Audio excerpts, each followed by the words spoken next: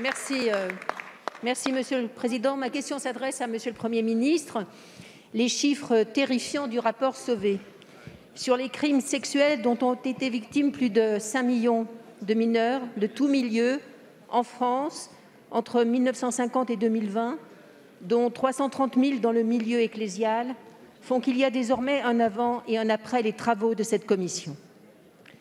La commission indépendante sur l'inceste et les violences sexuelles dénonce de son côté près de 22 000 enfants victimes de violences commises par leur père. Selon le premier avis rendu, 1 700 personnes seulement auraient été poursuivies. Punir les coupables et soigner les prédateurs pour éviter la récidive sont impératifs. Mais l'intérêt supérieur de l'enfant commande que la prévention et la vigilance soient la règle dans tous les secteurs, publics et privés. Il nous faut investir la question de la sexualité, aider les jeunes à construire une autre image du rapport à l'autre, au corps et à son propre corps. Et dans un autre registre, il nous faut, après avoir ouvert l'aide juridictionnelle garantie aux enfants, rendre quasi systématique la procédure contradictoire et la présence de l'avocat dans les dossiers douloureux de l'aide sociale à l'enfance, pour l'enfant, pour les parents, non pour judiciariser, mais pour faciliter le dialogue et sans doute libérer la parole. L'indifférence cruelle ne peut prospérer. C'est la première intention de cette intervention, de dire que ce drame sociétal est une cause nationale et qu'en tant que telle, elle exige que l'on s'en empare à tout niveau dès à présent, avec une détermination à la hauteur de la défense de notre République et des enfants de notre République. Monsieur le ministre, quelles sont les premières actions que vous entendrez mener au regard de ce désastre humain, sanitaire et social? Bravo. Bravo. La parole est à monsieur Éric Dupond-Moretti, garde des Sceaux, ministre de la Justice. Monsieur le Président, Mesdames, Messieurs les députés, Madame la députée Cécile Untermaier, la justice a un impérieux devoir, un double devoir, devrais-je dire, face à ces affaires d'inceste, face à ces agressions sexuelles dont vous avez rappelé l'existence. Le premier de ces devoirs, c'est de condamner les auteurs et de préparer leur réinsertion. Le deuxième de ces devoirs, c'est d'accompagner au mieux les enfants qui ont été victimes, parce que l'on sait que le processus judiciaire, que la procédure pénale est souvent une cruauté pour ces victimes et qu'il convient bien sûr de les accompagner au mieux avec toute l'humanité dont la justice doit se montrer capable. D'abord, rappelons que l'avocat est garanti par le Code de procédure pénale pour ces victimes. L'administrateur ad hoc, la spécialisation des procureurs de la République, des magistrats également. Rappelons que le gouvernement a porté avec enthousiasme la PPL Billon, que vous avez votée dans une très très grande majorité. Que dit ce texte? Qu'un enfant n'aura plus désormais à expliquer que non, il n'était pas consentant. C'est une avancée considérable dans notre droit. Nous avons également allongé les prescriptions. C'est Marlène Schiappa qui a porté ce texte et elle avait bien raison et vous avez voté ce texte. Désormais, la parole pourra se libérer un peu plus tard encore, parce que nous savons à quel point c'est toujours difficile de dire les choses. J'ai pris une circulaire comminatoire pour demander au procureur de la République de rechercher, lorsqu'une dénonciation intervient, s'il y a d'autres victimes, de façon à ce qu'on puisse naturellement les prendre en compte et les prendre en charge. Le gouvernement a étendu les unités d'urgence psychiatrique d'enfance en danger. Ce sont des gens qui sont spécialisés dans le recueil de la parole de l'enfant. Et on sait, vous savez, Madame la députée, à quel point c'est difficile de recueillir la parole d'un enfant qui a été victime de tels faits. J'ajoute que nous avons formé davantage de magistrats, que le ministre de l'Intérieur s'est préoccupé de la formation des gendarmes et des policiers pour le recueil de la parole de l'enfant. S'agissant du rapport Sauvé, j'ai demandé à ce que des protocoles soient... Je vous répondrai ultérieurement, Madame la députée. Pardon, nous avons fait tellement de choses qu'en 2 minutes, c'était trop court. Merci, Monsieur le Président. Ma question s'adresse à Monsieur le Premier ministre. Le Président de la République, Emmanuel Macron, nous a invités à la cohérence à Glasgow. Il a invité donc à ne pas faire semblant et agir pour de vrai pour le climat. Deux questions m'interpellent et interpellent notre groupe fortement. La première, elle porte sur la question des importations. Nous avons fait la leçon au gros pollueur. Je voudrais rappeler ici, très simplement, que la France est une des championnes d'Europe de l'importation de CO2 avec 1,7 tonne pour une moyenne européenne de 1 tonne. Ça redit quelque chose de nos modes de vie et de l'urgence de réindustrialiser notre pays. Ça dit également l'incohérence d'avoir des banques françaises qui, depuis la COP 21, depuis 2016, sont devenues leaders mondiaux, parmi les leaders mondiaux en tout cas, du financement des énergies fossiles. Deuxième interpellation du président de la République, c'est la fascination des solutions technologiques et scientifiques. Dans le groupe socialiste, nous y sommes extrêmement attachés. Mais nous savons que nous ne pouvons pas résoudre les questions du climat sans parler des questions de justice. Un seul chiffre, il nous vient de l'école de Paris d'économie. Il nous dit que 10% des Français consomment aujourd'hui 5 fois plus de CO2 que 50% des Français aux revenus inférieurs aux revenus médians. Nous ne pouvons pas être oublieux dans cette lutte contre le changement climatique des enjeux majeurs des périphéries sociales. Et nous avons des propositions au sein du groupe socialiste pour renouer le lien indéfectible entre la dignité de la personne et la maison commune. Faire de l'écocide un droit dans le droit français et européen, comme le devoir de vigilance. Créer des indicateurs d'objectifs de développement durable qui remplacent ceux du PIB aujourd'hui et enfin instaurer une règle d'or pour l'ensemble de la vie publique et privée de notre pays, qu'aucune mesure écologique ne vienne accentuer les inégalités sociales. Cette loi écologique et sociale, cette règle d'or, c'est en somme celle de la République. Merci, monsieur le député. La parole est à monsieur Jean-Yves Le Drian, ministre de l'Europe et des Affaires étrangères. Oui, monsieur le député Potier, je voudrais revenir avec votre question sur les enjeux de la COP26 qui intègre l'ensemble des interrogations que vous posez, y compris sur l'importation. Mais tout à l'heure, Bruno Le Maire a répondu en partie à cette interpellation et sur l'aide publique au développement. Il y a 4 principes qui déterminent notre action concernant notre présence et l'aboutissement de la COP26. Il y a d'abord un principe d'ambition, je l'ai évoqué il y a un instant en répondant à une autre question sur le 1,5 degré. Il y a un principe de solidarité auquel vous faites référence et sur lequel je me permets d'insister parce qu'il est central. Aujourd'hui, le compte n'y est pas pour les 100 milliards de dollars, mais en plus, il faut, à l'intérieur de la mobilisation, soit pour l'adaptation, soit pour l'atténuation, faire en sorte qu'il y ait de la transparence et de la vérification de l'affectation de ces crédits. Et là, le rôle de l'Agence française de développement, par exemple, mais d'autres organisations de soutien au développement est essentiel. Et nous pensons qu'il faut faire rentrer l'application de cette transparence dans les grands enjeux du développement durable au niveau mondial. Ça sera une exigence de la France. Troisièmement, il nous faut faire en sorte qu'il y ait une cohérence avec les enjeux de la biodiversité et les enjeux commerciaux et les choix qui vont être faits, je l'espère, à la fin de la COP26. Articuler au niveau international à la fois la COP chargée de la biodiversité, je pense à des projets comme la Grande Muraille Verte ou autres, et à la fois les enjeux commerciaux pour ne pas signer d'accords commerciaux qui n'intègrent pas la variante du développement durable et les engagements de l'accord de Paris rectifiés sur la COP26. Je sais aussi, monsieur le député, que vous êtes porteur de textes sur la responsabilité sociale et environnementale. Vous savez, je l'ai déjà dit auprès de vous, que nous engageons à faire en sorte qu'il y ait une traduction européenne de cet engagement qui a été voté ici au Parlement sur votre initiative. Merci, Monsieur le Président. Monsieur le Premier ministre, ce 2 novembre marque la 14e journée mondiale pour le droit de mourir dans la dignité. Avec ma collègue Marie-Noëlle Battistel et beaucoup d'autres, nous portons cette revendication depuis fort longtemps. Cette journée nous rappelle tristement que la France n'est pas à la hauteur de son héritage humaniste en n'ayant toujours pas ouvert cette faculté, contrairement aux Pays-Bas, à la Suisse, à la Belgique, au Luxembourg ou plus récemment à l'Espagne, tandis que l'Allemagne et le Royaume-Uni avancent également sur ce chemin. Mais plus grave encore, notre pays n'est pas à la hauteur des attentes des Français qui se prononcent étude après étude massivement en faveur de ce droit nouveau.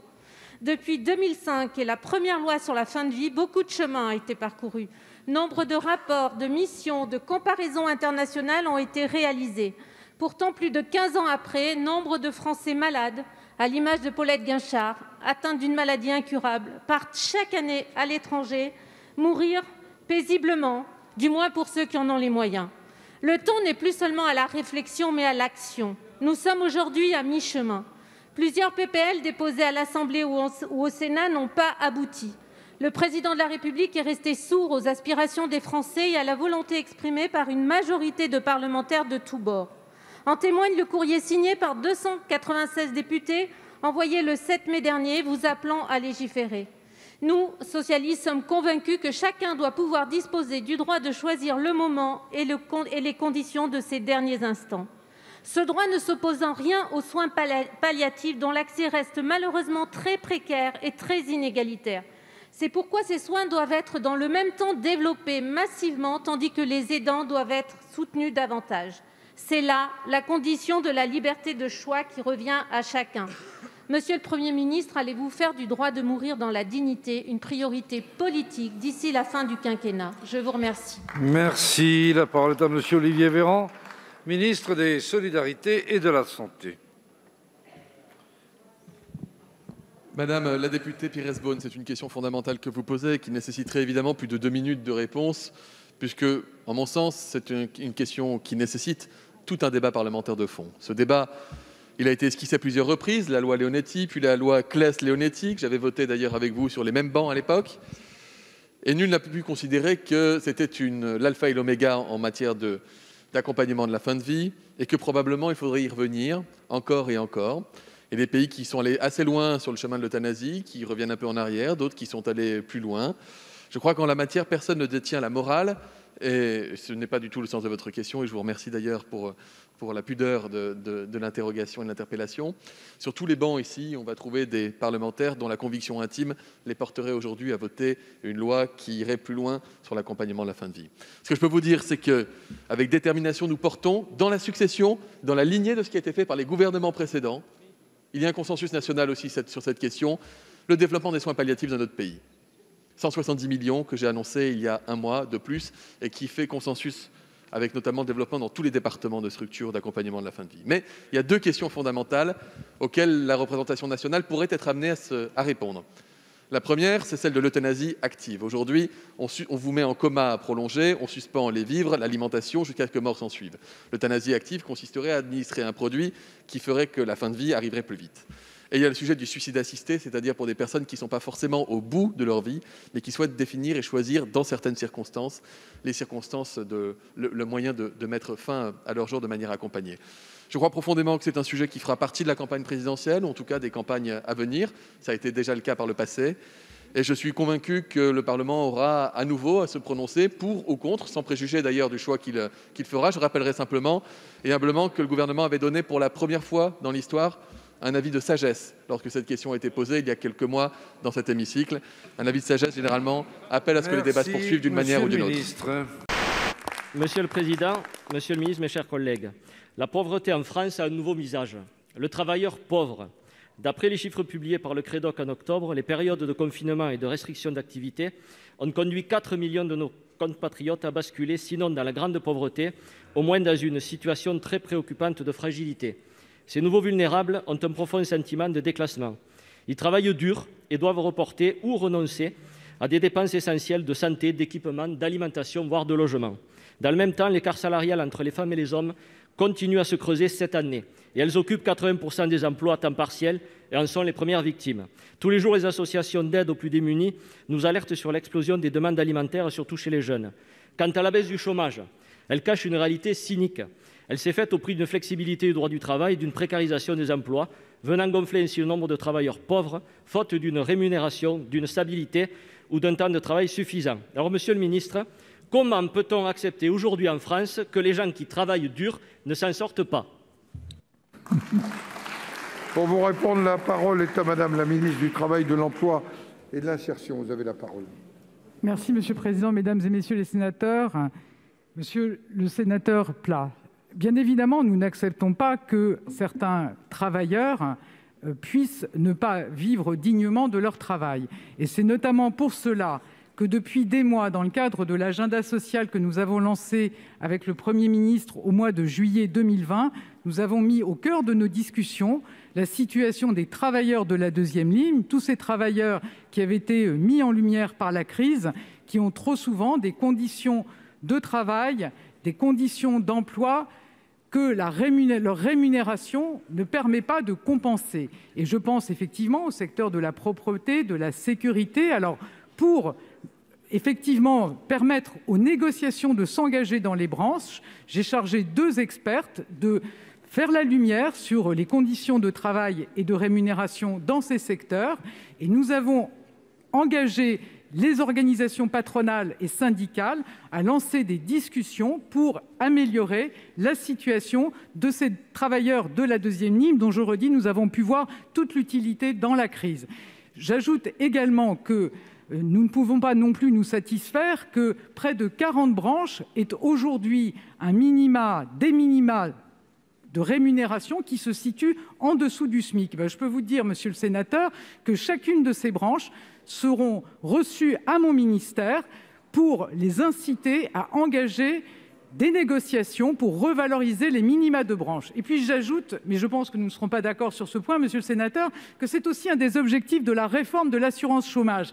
Parce que le bas niveau de rémunération de beaucoup de salariés dans ce pays ne tient pas au taux horaire du SMIC, mais tient à la fragmentation à l'extrême des contrats de travail, à la précarisation des contrats de travail. Et c'est bien contre cette précarité du travail que nous voulons lutter avec la réforme de l'assurance chômage. Je vous remercie. Monsieur Pla. Il va bien falloir qu'il y en ait qui payent, une fois de plus, à être les plus pauvres et les plus précaires dans cette affaire. Alors vous avez beau tordre les chiffres dans tous les sens, vous n'arriverez pas à nous faire croire que ce sont les ménages les plus modestes, notamment les précaires, qui ont été les grands bénéficiaires de votre réforme, de toutes les réformes d'ailleurs. Car depuis la suppression de l'ISF, ce qui progresse, c'est l'épargne des riches et la précarité chez les plus pauvres. Vous savez, pour amuser le peuple, les Romains distribuaient du pain et offraient des jeux à la population. Vous, c'est des chèques. Vous nous sortez du chapeau chaque semaine de nouveaux gadgets, un chèque énergie, l'indemnité inflation, le contrat d'engagement, ça va durer jusqu'à quand cette affaire? Jusqu'aux élections présidentielles, j'imagine. Alors, croyez-moi, les travailleurs n'attendent pas des étrennes électorales ni des négociations de branche. Ils veulent des résultats et des solutions durables de suite. La réalité, Madame la Ministre, c'est que les travailleurs pauvres d'aujourd'hui sont condamnés à devenir les retraités pauvres de demain. Monsieur le Président, Monsieur le Ministre, chers collègues, la 26e COP représente la dernière chance d'éviter un réchauffement incontrôlé et mortifère de notre planète. Le président Emmanuel Macron, fidèle à sa stratégie d'autosatisfaction, y a vanté son action tout en mettant en cause les pays retardataires. Cette posture de donneur de leçons passe mal, car la France, sous votre gouvernance, vient d'être condamnée pour carence fautive dans la lutte contre le réchauffement climatique. Sous votre gouvernance, nous avons été le seul pays européen du G20 à augmenter nos financements fossiles depuis l'accord de Paris. Sous votre gouvernance, les objectifs de réduction de gaz à effet de serre n'ont pas été respectés. Et vous avez refusé, dans la loi climat, pourtant texte phare de votre quinquennat, de vous aligner sur le niveau de réduction de l'Union européenne. Pire encore, le président a même relevé les plafonds d'émissions autorisés. Sous votre gouvernance, en coulisses des négociations sur le projet européen de classification des énergies, la France manœuvre pour faire reconnaître le gaz comme une énergie verte. Votre gouvernance promet de consacrer 6 milliards d'euros par an aux pays du Sud. Mais la plupart de ces fonds seront encore accordés sous forme de prêts et non de subventions, creusant davantage leur dette. En résumé, votre gouvernement tient des doubles discours tout le temps et partout. Après le climato-scepticisme, voici le climato-cynisme. Alors, monsieur le ministre, à quand une cohérence entre vos paroles et vos actes? À quand des mesures fortes et un budget vert pour un véritable tournant écologique? Merci. Pour vous répondre, la parole est à monsieur le ministre de l'Europe et des Affaires étrangères, monsieur Le Drian. Oui, madame la sénatrice Martine Filleul, je voudrais d'abord excuser madame Pompili, qui est là où elle doit être aujourd'hui, c'est-à-dire à Glasgow. J'y serai moi-même demain. Vous l'avez rappelé, le président de la République s'est rendu lundi pour l'ouverture. Je voudrais vous dire, madame la sénatrice, que sous notre gouvernance, les engagements de réduction de gaz à effet de serre sont passés de 40% à moins 40% à moins 55%. Et je voudrais vous rappeler à ce sujet que Donc nous avons dépassé les engagements de l'accord de Paris. Sous notre gouvernance, nous faisons mieux. C'est normal, mais nous faisons mieux. Sous notre gouvernance et sous la responsabilité et l'initiative du Président de la République, l'objectif de moins 55% en 2030, sur lequel nous n'étions que très peu nombreux à nous mobiliser au niveau européen au début du quinquennat, a été largement partagé par tous les pays européens. Et aujourd'hui, c'est la norme européenne, et c'est elle qui donne le signal de la mobilisation pour la bonne réussite de la COP26. Sur notre gouvernance, nous sommes passés de 0 milliard d'accompagnement aux pays en développement prévus dans l'accord de Paris à 7 milliards d'euros, contribuant ainsi à une mobilisation qui a permis, sur l'initiative du Président de la République, à Rome le week-end dernier, d'atteindre les 100 milliards d'euros pour aider à l'atténuation et à la lutte pour l'atténuation et l'adaptation. Sous notre gouvernance, nous avons fait passer une loi qu'on n'avait pas votée, qui permet d'agir pour la résilience et pour la lutte contre le réchauffement climatique, et je regrette que vous ne l'ayez pas votée. Sous notre gouvernance, Madame la sénatrice, nous avons voté un plan de relance qui permet de mobiliser 30 milliards d'euros pour la transition écologique. Sous notre gouvernance, Madame la sénatrice, un plan d'investissement d'avenir a été annoncé par le Président de la République, permettant de nous donner les moyens d'accomplir les engagements que nous prenons en termes de contribution nationale déterminée. Oui, madame, non seulement nous sommes au rendez-vous de nos engagements, mais nous avons dépassé les engagements des accords de Paris qui ont été faits sous une autre gouvernance. Madame Filleul. Oui, monsieur le ministre, nous ne sommes pas étonnés de votre réponse. Évidemment, vous avez tout bien fait, votre action est irréprochable, mais cependant, vous avez été condamné pour inaction climatique. Personne n'est dupe, la France n'est pas à la hauteur. Merci. Monsieur le Président, Madame la Ministre, chers collègues, la jeunesse est durement frappée par la crise puisque 14% des jeunes vivent actuellement sous le seuil de pauvreté. Il s'avère que le futur contrat engagement jeune présenté hier rate totalement sa cible. Et en plus, alors que le Président en parle depuis le mois de juillet, sa date d'entrée en vigueur, le 1er mars, arrive tard, sans doute de façon opportune électoralement. Ce contrat s'adressant seulement à 400 000 jeunes sans emploi ni formation, met de côté 600 000 d'entre eux, auxquels s'ajoutent des étudiants qui connaissent de grandes difficultés. Il exclut aussi les jeunes qui enchaînent les contrats courts, sous-payés, et tourne ainsi le dos à cette jeunesse précaire qui a la volonté de s'en sortir, mais qui subit la crise. En 3 mois, l'enveloppe a fondu. Le nombre de bénéficiaires, lui, a été divisé par 2 et même par 10. C'est la révélation du jour, puisque si l'on exclut les jeunes déjà dans le dispositif, seuls 100 000 nouveaux entrants seraient en fait concernés. Les logiques budgétaires ont repris le dessus. Alors, Madame la Ministre, outre l'effet d'annonce, quel sera le nombre réel de nouveaux entrants? Pouvez-vous nous confirmer que les dispositifs actuels, comme la garantie jeune et l'accompagnement renforcé, qui accueillent 300 000 jeunes, n'ont pas vocation à être pérennisés, mais à se fondre dans ce nouveau dispositif, ce qui se traduirait de fait par seulement 100 000 places nouvelles? Quels moyens en formation et en accompagnement pour les missions locales? Pour vous répondre, la parole est à la ministre du Travail, de l'Emploi et de l'Insertion, Madame Borne. Monsieur le Président, Mesdames et Messieurs les sénateurs, Monsieur le sénateur Jean-Michel Houllegatte, je ne suis pas sûre, vous voyez, qu'on progresse beaucoup au service de l'insertion professionnelle des jeunes en s'envoyant des chiffres à la figure. Ce que je peux vous dire, monsieur le sénateur, c'est qu'il y a 1 million de jeunes dans notre pays qui ne sont ni en emploi ni en formation. Et pas plus que vous, je ne m'en satisfais. Mais sur ces jeunes, il y en a 500 000 qui le sont durablement. Eh bien, c'est à ces jeunes qui, malgré une reprise économique très dynamique, avec des entreprises qui cherchent à recruter, à ces jeunes qui, malgré ce contexte, ne parviendront pas tout seuls à trouver un emploi, que nous nous adressons. Donc ce sont en effet 500 000 jeunes qui sont durablement éloignés de l'emploi, auxquels nous voulons apporter des réponses. Et ces réponses, évidemment, elles capitalisent sur ce que nous avons fait depuis plus d'1 an avec le plan « Un jeune, une solution », dont je rappelle qu'il a permis à plus de 3 millions de jeunes de trouver un emploi, une formation, un apprentissage ou un accompagnement.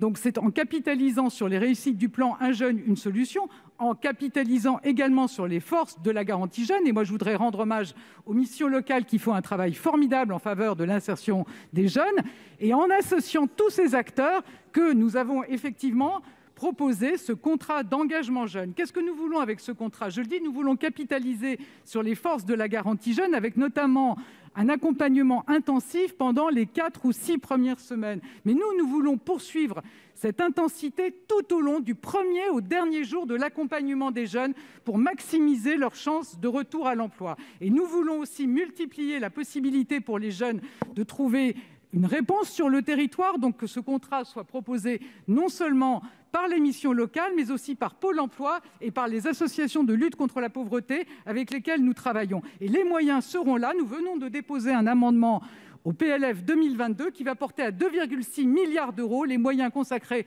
en 2022 au contrat d'engagement pour les jeunes. Monsieur Houllegatte.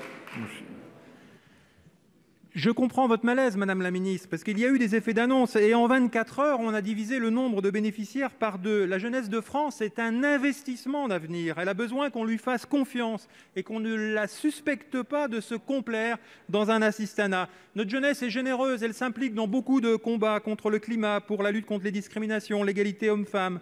Pour répondre à cette précarité subie, il ne suffit pas de poster des vidéos, je dirais, en t-shirt noir sur les réseaux sociaux, mais bien de lui faire confiance. Et ça a été le sens, notamment, de la proposition de loi de Rémi Cardon et Monique Lubin pour un minimum jeunesse.